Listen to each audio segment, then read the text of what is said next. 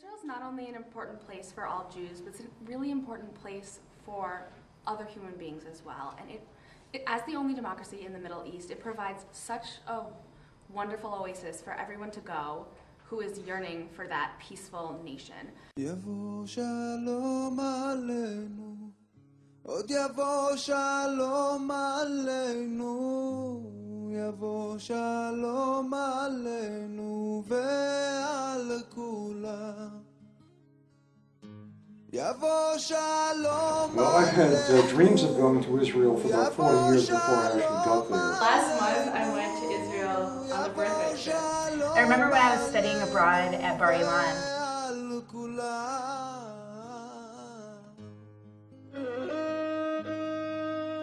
Israel really feels like my second home. Every time I'm in Israel, we really have an instant connection with anyone I'm with.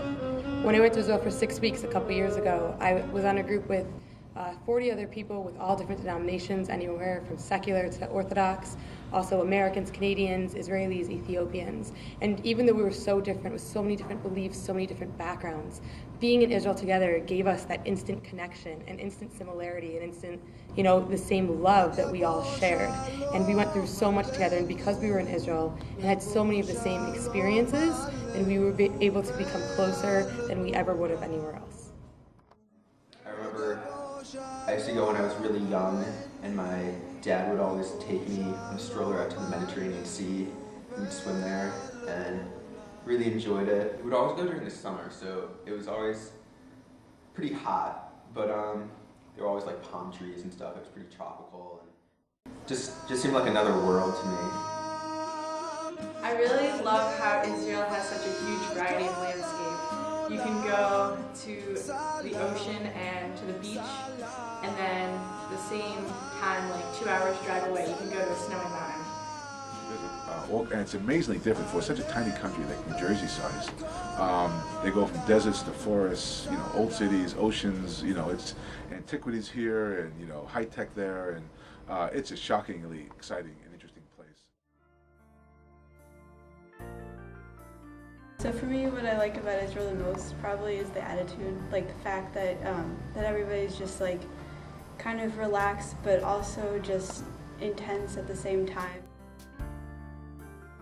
For example, when I was in Israel last semester, I went to the Arab market in Jerusalem, and I was just shopping with my friend, and we went into a store, and we were just talking to the shopkeeper, and he was really nice, and we were bargaining with him, talking with him, and he just out of the blue offered to give us tea, and so we had tea with this guy who we didn't know, and he was completely nice to us. He gave us food and he gave us tea, and we just like sat and chatted for like half an hour. One of my warmest memories is spending time with Bamala, who is a nurse by training, interested in history of medicine. We met at a conference. She invited me to spend Shabbat dinner with her family at Gavim, and there were 4 generations of her family. Her parents, she, 3 of their children, several of their grandchildren, and it was just a wonderful time together. So one of my favorite memories about being in Israel is being at a Shabbat service in the city of Sfat, and I was with about 40 or 50 other women, and before I knew it, this woman next to me who I had never spoken to before or ever met just grabbed my hand and started dancing, and the entire room was up and dancing and singing, and it was a lot of fun. And even though it didn't matter that I had never met her before, and to me that's kind of what Israel represents. People from different backgrounds, from different places from all over the world, just coming together for a common goal, and to me that's what's amazing about Israel. Israel is a community where Israelis treat each other like family.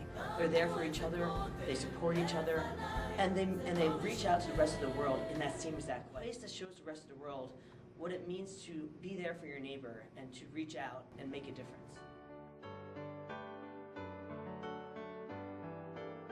I love Israel because it's the only true place you can rock around and just feel completely at home and completely secure the first time you get off the plane and just walking around, even though it's a foreign country and there's foreign language and foreign customs. You don't even know those things, but you still feel completely at home and completely secure. I lived there, my family, I lived there for a year during one of the intifadas, which was no problem, It's extremely safe there, and it's all what you hear about Israel is just totally crap, to be honest. It's safer in Israel than it is in Rochester, no question about it. People are friendly or nice, or they have their personality traits, but that's okay. And basically, it's like a big family when you're there.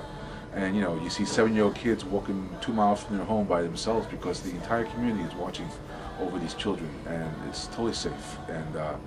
And everybody is concerned about everybody else. It's a place I feel quite comfortable.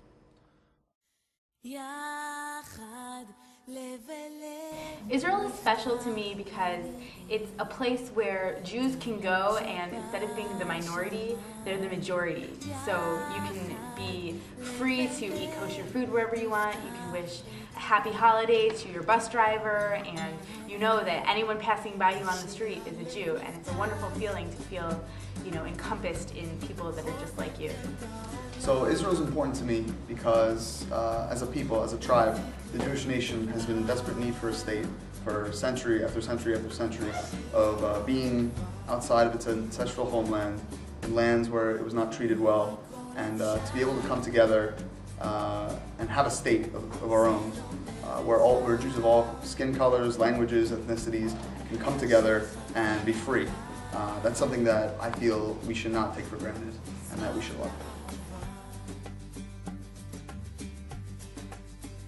I think too that Israel doesn't always get seen by the rest of the world for what it does, and one of the recent times with that is in Haiti, when no one could get medical care to Haiti, and all of a sudden there's an Israeli hospital set up there within days, taking care of people and getting them the emergency care that was needed long before anyone else could even get supplies in. And most of the world doesn't know that that's typical of how Israel responds to the rest of the world. It was really crazy to see the mix of people that went to that campus. There were religious Jews, secular Jews, people who weren't Jewish at all. There were Muslims running around in hijabs, and it was really interesting to see that in a state where people envision that it's just ravaged with war and there's just bombs going off all the time. But here everyone's just learning side by side. Everyone's there for a common goal. People just want to get an education to make their country that they love so much a better place.